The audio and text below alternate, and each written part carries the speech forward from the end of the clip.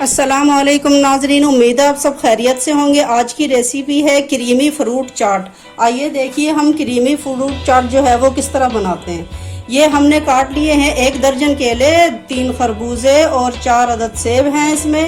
और ये 2 प्याली तकरीबन 2 कप जो है ये क्रीम है।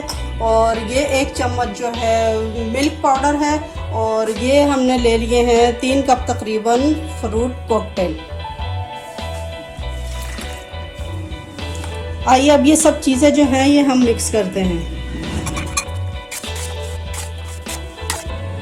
फ्रूट चाट जो है ये हमने अच्छी तरह क्रीमी फ्रूट चाट जो है ये हमने मिक्स कर ली है। अब हम इसको डिश आउट करते हैं। ये आप देख सकते हैं हमने डिश आउट कर दी है। और ऊपर हमने जो है वो स्ट्रॉबेरी से इसको थोड़ा सा डेकोरेट भी कर दिया है।